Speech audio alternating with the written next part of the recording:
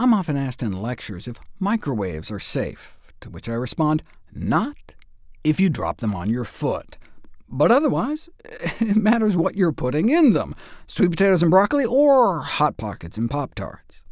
Similarly, when I was exploring the safety of hot sauces given their potential for lead contamination, I had the same reaction. It matters what you're putting it on.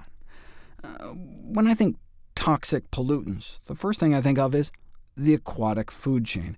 We know, for example, that giving people even just a 7-ounce portion of a high-mercury fish like tuna or swordfish once a week— that's about a can and a half of tuna's worth a week— can quadruple mercury levels in the blood within a few months. What about lead?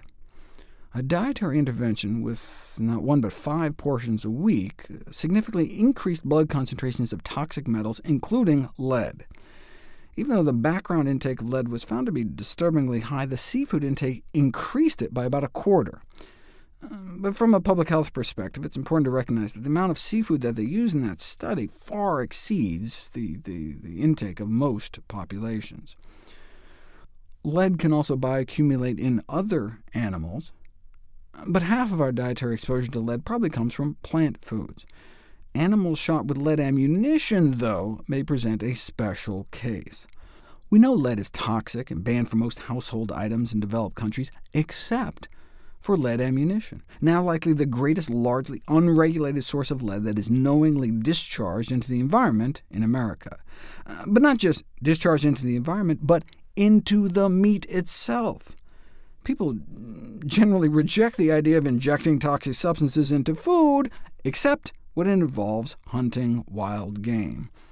80% of ground venison was found to contain lead. No surprise, given the hundreds of metal fragments that end up in deer carcasses after being shot with standard lead-based rifle bullets. An impossible number of fragments to pick out by hand, especially because some of these fragments are microscopic. Using X-rays, researchers have shown that during penetration, expanding lead core bullets typically release hundreds or thousands of fragments, or even millions, tens of millions of microscopic lead particles per gram. So one serving could have 1 billion particles, though they were nanoparticles, extremely tiny, about the size of viruses. The only good lead, though, is no lead.